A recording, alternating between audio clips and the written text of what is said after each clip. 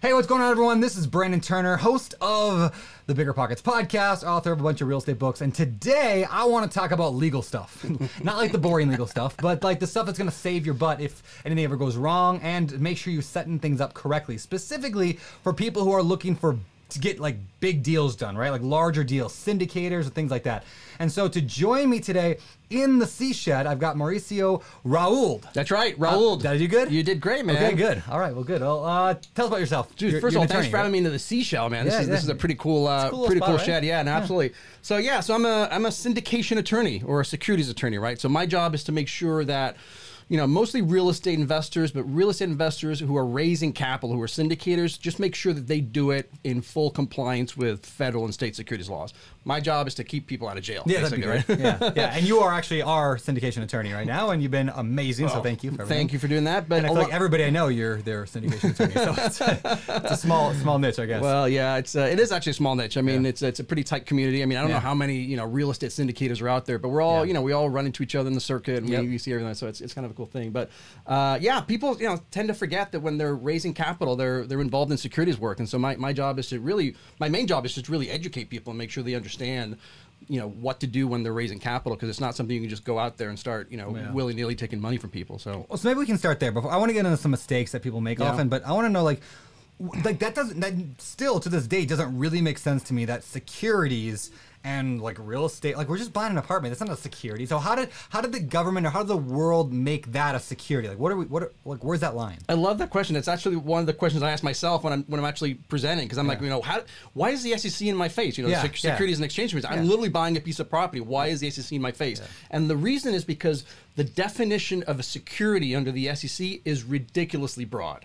Like when you and I think of a security, or when most people think of a security, they think of stocks and bonds and mutual funds and things like that. But it includes things like obviously LLC units or LP units, but it can include tenants in common agreements, profit sharing agreements, high fives, handshakes. The structure itself, and this is the key point that'll probably drive the entire conversation. The key point is that the structure itself does not matter. People try and get creative, and they're structured in such a way, it's like, well, if I do it this way, it's not going to be a security. If I make a sort of a promissory note, maybe it's not a security or a joint venture or something. And the reality is, every time you are taking money from passive investors where the returns are being generated by your efforts, you're doing all the work and the investor simply writing you a check and going home, you are dealing with a security. And it doesn't matter if it's an LLC, an LP, a side contract, a profit share, it doesn't matter. It's just, are you doing all the work? And is the person writing you a check passive and going home, sitting on the couch and waiting for you to give them a check? Could the government then therefore argue, like, let's say I go buy a single family house for $100 grand, and I go call up my buddy Bob and say, hey Bob, can you lend me $100 grand on this property? Just a private lender. And Bob's like, sure. So could they argue that's a security and we're supposed to do all this stuff technically for all that? Or I like how you like to jump to like the most complicated part of all first. So whether a promissory note, for example, is a security is a widely debated issue, and it's not a black and white issue. But in that scenario, I'll give you a great example. If somebody's buying a single family home, there's one lender, they're giving a note, and it's secured by the property, that's not going to be a security. Okay. Yeah. So that one's clear. Or anything that's really less than 9 months also is not a security. But people try and get creative with everything, and they're like, well, you start fractionalizing the notes, or they're trying to, so it gets a little bit more complicated. But for fix and flippers, for example, if it's a short-term loan, or especially if it's a loan secured in first position, very comfortable, that's not a security. Okay, very cool. All right, so let's get into the mistakes. So what are things people want to, they want to be a syndicator, they want to raise money for a big apartment or even a small apartment. What are they doing wrong? I think the biggest mistake that I see is kind of what we just talked about, which is people not realizing that they're selling securities. So if you're a newbie, they ask, they don't even think about it. They just go do it. Like, what do you mean I've got to deal with? They go in there, just go tell all their buddies, hey, we'll put money together for a deal. So newbies, it's easy to understand. The more sophisticated syndicators doing it more often, they think they can get away with something. Oh, I'm gonna do it this way. I'm gonna get really creative. And trust me, the SEC knows all the little creative ways. And again, the structure itself doesn't matter. So I think that's the biggest mistake. Probably a joint venture thing is within that little realm of mistakes. People always like to say, well, this is not a security, it's a joint venture. It's a JV, it's a JV, it's a JV, and JV is not a security. And the answer to that is, yeah, JVs aren't securities, but you don't get to make that decision. You don't get to make the decision of whether something's a securities offering, it's a joint venture. The facts are what the facts are. So the difference with a joint venture is that everybody in the deal, they're not even investors, they're really your partners. Everybody's actively involved in the deal. Right, and so usually you have 3, 4, 5 tops. You're not going to go more than that. But when you have those people, then everybody's rolling up their sleeves. Everybody's contributing to the returns. So again, the returns aren't being generated by one person or a couple of people. It's being generated by everyone's efforts. And so the facts are what the facts are. Whether you call it a security or joint venture doesn't matter. And that's probably one of the biggest mistakes. Now, you can change your facts. You know, as one of our good friends, like, you know, you want to change in the tax world, they say if you want to change your tax, change your facts. Okay. Same thing here. Like if you want to go from a securities offering that's borderline into a joint venture, then change your facts. Make sure you don't have anybody who's passive. Make sure that everybody's actively involved, and try and limit it to, you know, 4 or 5 people tops, because the SEC's already said once you have more than 5 people, it's going to be very difficult for you to argue that everybody's actively involved. There's usually somebody who's just passive. All right, that makes perfect sense. So they don't know they're in a security, number one. Number one, yeah. The other one, I think, by far, is this issue of advertising when they're not supposed to. Oh, right? Yeah. So that's a big one. Most people, about 90% of syndicators, unless you're of course, because you're doing a different type. So most syndicators rely on an exemption called a 506B. Yeah. Not to get too technical, but generally when you decide or realize that you're selling securities, we always say that you either have to register the security with the SEC, or number 2, we have to find an exemption to that registration, or number 3, it's illegal. Those are really the three options, right? So we never register, we never want to do anything legal, so we're always looking for an exemption. And the most popular one is a 506B. And one of the limitations, or the main limitations under a 506B, is you cannot advertise or generally solicit your offering, right? It's meant for people within your private sphere, your friends, your family, people you have pre-existing relationships with. What tends to happen is, for some reason, on social media and on Facebook and on podcasts, people forget that, and they start pitching their deals, or they start posting things on social media. And even if they're not posting things directly, hey, I'm raising $1 million to go buy an apartment building, they're alluding to the syndicate. Everybody knows they're raising money. That's what we call conditioning the market. And so, and that's a no-no. That's a no-no. Literally, you have to have what's called a pre-existing substantive relationship with your investor. So this is not the place for you to go to meetups and seminars and start passing out your business plans, or just collecting business cards and then going back and pitching your deal. You have to go through this process. There's actually one of the few times the SEC has given us some good guidance, where there's like a 5, 6, 7 steps that we want to take when you meet somebody you don't know. Put them through the process so you get to the point where you have a pre-existing substantive relationship with that person. What are some examples of that? Like, what are some of the things you should do? Great question. The main thing you want to do is start with a questionnaire. Right, that's the top 2 are easy. The questionnaire, detailed questionnaire. You know, obviously what's their net worth, what are their goals? You know, are they in the for growth, for income? You know, what's their level of experience? You know, are they 90 years old and or are they 13? 13, but I hope they're not 13. But are they young or old? So first it's going to be the questionnaire, and then you want to have a conversation with them, a phone call, a cup of coffee, and hopefully more than one. Yeah. So you're trying to get to know them, and that's what the SEC wants. They want to foster that relationship so that you can get to know your prospect and see if they're really sophisticated and this investment is suitable for them. And they want the investor to ask questions of the syndicator so they know exactly what they're getting in. It's all about transparency and really educating the investor so that when they make a decision to invest, they're just going on with open eyes and they know exactly what they're doing. I would assume the burden of proof is now, like, if the SEC is like, hey, we think you were doing this wrong, you have to then prove that you were doing it right? Yeah, the burden of proof is always on you. So, what I highly recommend is, if you're going to do for example, if you're doing phone calls, take good notes, or have somebody transcribe them. Or some of my clients will actually take a video, and not audio of the thing, and then they can transcribe it. Take really good notes, save the emails, and just look. The idea is that if 5 years from now somebody comes to you and says, "Hey, Brandon, where did you meet John?" You should be able to go to your file and say, "Hey, look, I met John at this event. We spoke on stage. We did this. We emailed back and forth. Here are all my emails. Here are the call summaries." Like, it's going to be your burden to show what you did, and then you make the decision at some point. You say, "You know what? I know John well enough now that I feel like I have a substantive relationship with this person, and so now they're eligible for your next deals." All right, that's really good. Yeah. So that is primarily the 506B, which says you cannot advertise, and generally, right? A couple more questions on that before we move on to the C. Yeah. What about an email list? Hey, they've been on my email list for years. They've been opening my emails for years. Does that count as a relationship or no? No. You've got to look. You either got to put them through that process, or obviously if you've known them, like if you've known them from work, or you've known them from that's high school, whatever, that's easy. But if it's somebody that you just met at an event, or on on a Zoom or on a webinar, getting them on your list isn't good enough. You've got to go through those processes. You've got to take them from a complete stranger to somebody of a substantive relationship. And once that happens, then you can put them on your list. So your list really, most people have a decent CRMs, but even if you have an Excel spreadsheet, just segregate the list so you have people that are sort of people you can offer it right now and people that aren't quite ready. And then when they're ready, you can move them over to the list where you can send them your 506B deals. I see. Okay. And then what about like, let's say I'm not ready to raise right now. I don't have any deals, nothing across my plate. Can I go on my Facebook and say, hey everyone, I'm looking to eventually get into syndication and raise money. Do you want to start building a relationship with me so that eventually we can do work deals together? Is that okay? 100%. You know, the best way, and I talk about this all the time, and you and I are big champions of this, the best way to add people to your list of people you don't know is, number one, when you don't have a deal. Yeah. Right? In between deals or before your first deal, because there's no pressure, there's nobody's worried about you asking for a check. So that's number one, the best time.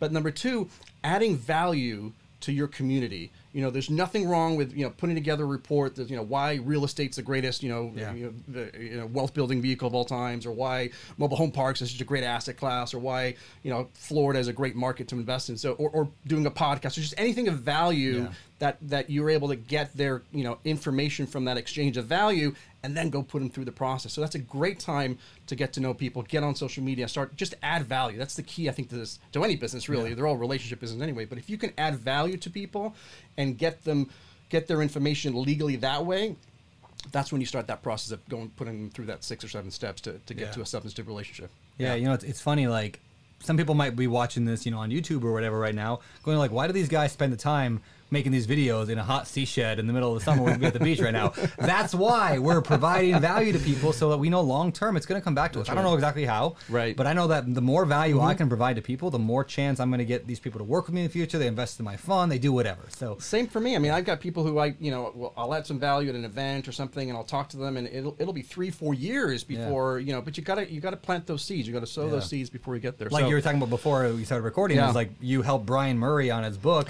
about multifamily, and that way later that led to us working together, and now like we work together heavily, like on a lot of stuff. That's exactly right. Yeah, Brian's the one, and I had no clue, and it was just like, hey, he asked me for a favor, and I said, hey, let me spend, you know, most people may have spent, you know, 5, 10, 15 minutes on it, do, you know, whatever, and I just spent a little bit more time on it. Without any expectations, but you know, you put it out there, and I'm strongly believe it comes back. Now, one of the reasons, you know, I think that's what's great with you as well and your team is that, you know, we do the 506C method, right, which allows us to advertise if we wanted to. But you know, again, even the 506C method, it's very difficult to just go out there and advertise and get a cold person to come invest and you know, write a $100,000 check.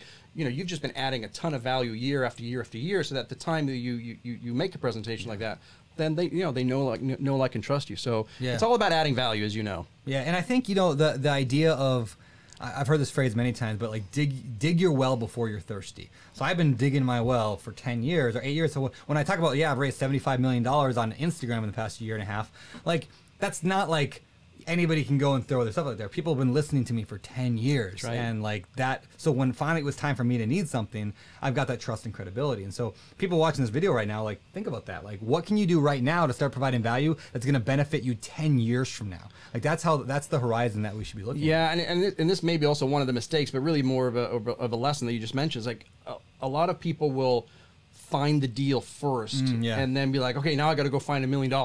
Like, no, it's the other way around. You got to go find it and add the value and get that thing, so that when you do have a deal, you've got an audience to launch it to. You've got people to share it with. It's not going to be the first time they've heard of you when you actually send them the email with the investment. You've been constantly emailing them with a value add, not spamming them. Right? You've got to add value. We talked about that earlier as well. You want to add value to the community, whatever community it is that you're trying to get to. Now, one definition we should talk real quick about is about the word advertising, right? Like, yes, advertising obviously is I go post an ad on Craigslist saying, hey, I'm raising money for a deal, but that also includes, and correct me if I'm wrong, but it also includes like if I go on a podcast and say, hey, I'm raising money, and I'm just talking about a deal. I'm raising money right now for a big apartment complex.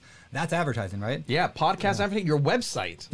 Is advertising. A lot of people forget that. The website's being blasted to the entire world. Interesting. So it's not behind a pay, or it's not behind a right. If it's not behind a paywall, now if you have a tab and it's got a password protected, and only the people that you have a pre-existing substantive relationship have access to that password, that's one thing.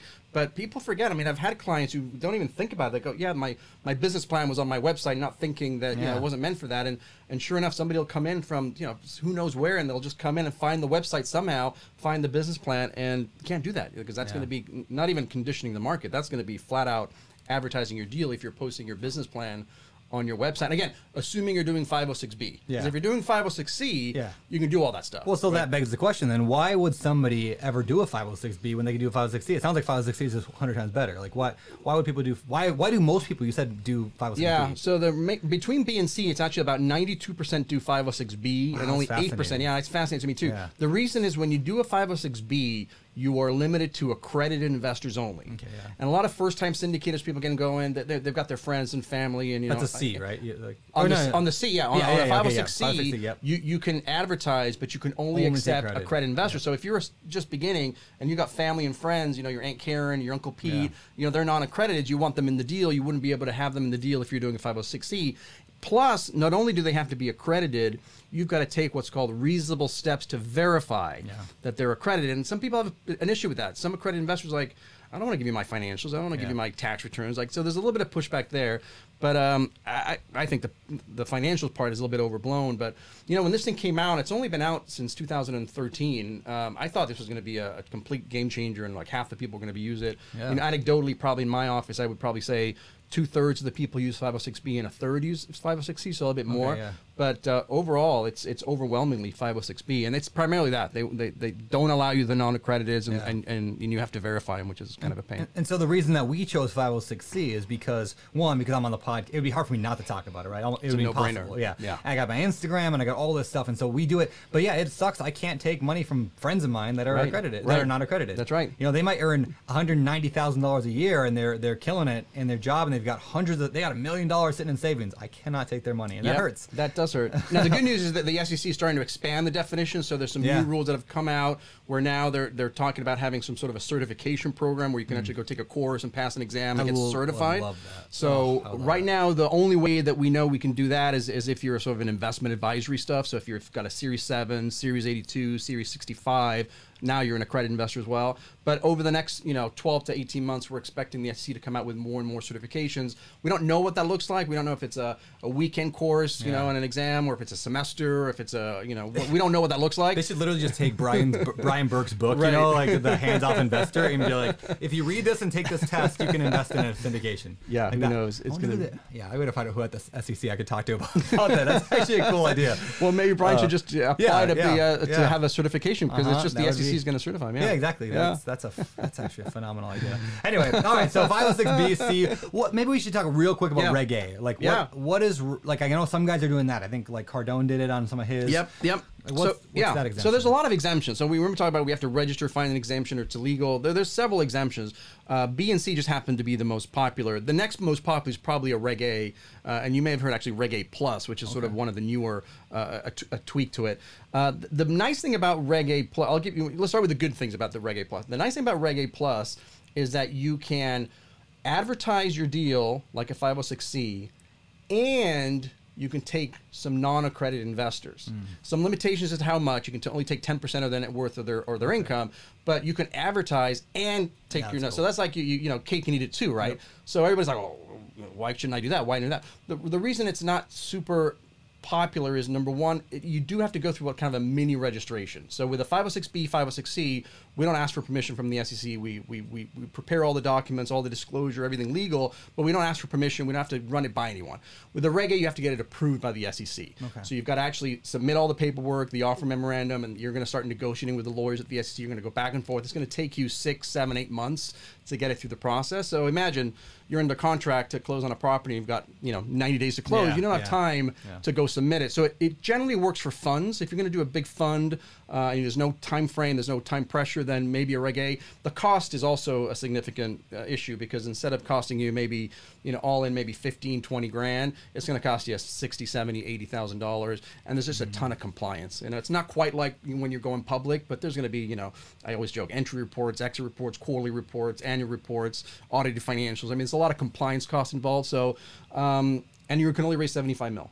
Oh, I mean, that's a good number. But yeah. So if you're doing a fund and you want to spend the time and the money, and so let's say you're raising 50 million or 75 million, and it's a fund and you don't have any time pressure, Reg A is something to consider if you want to advertise and accept non-accredited investors. Yeah, fascinating. Yeah. All right, so that was rule number one, or mistake number 1 and 2. Yeah. You have another one, right? Yeah, I think the last one that I'm seeing, it's getting it was getting bad, you know, a couple years ago. But just the idea of people paying other people to raise money for them. Oh yeah, it's that kind of money raiser thing, and a lot of people got into trouble. I thought it was not going to be an issue until the market turned and people started losing money.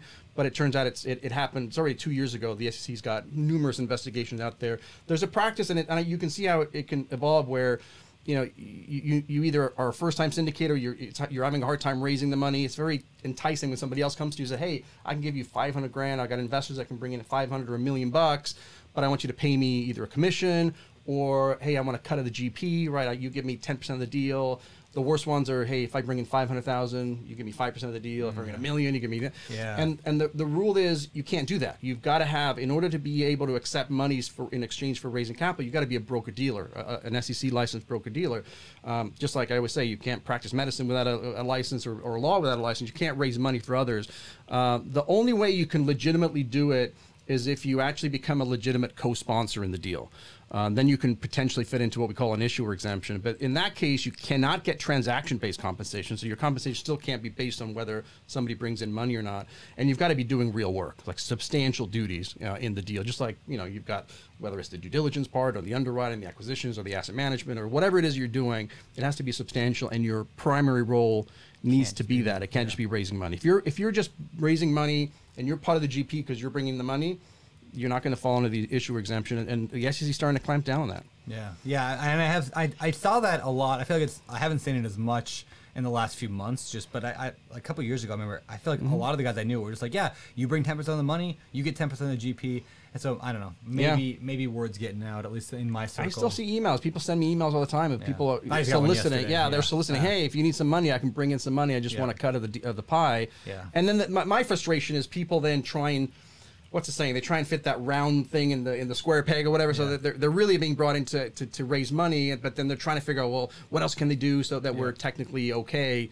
And that really is kind of defeating the spirit of the rule, which is you're not supposed to be bringing, getting compensated to raise money. So make them a legitimate co-sponsor, or maybe do what we call a fund of funds, like where you can raise money into your own fund and then just invest like a legitimate, an investment in somebody else's fund. But don't give away a piece of the sponsorship equity in exchange for somebody bringing money, because that's going to be a violation of the broker-dealer rules. There we go. Yeah. Awesome, man. Well, it's been fantastic. Yeah. Thank you so much for sharing the mistakes syndicators make. Where can people find out more about you? We can go to premierlawgroup.net and pretty much anywhere on the internet. YouTube channel, trying to put as much value as possible. I'll definitely put this up there as well in there. Awesome. But just check me out on YouTube or premierlawgroup.net. All right. Awesome. Well, thank you very much. Thanks, man. Appreciate it.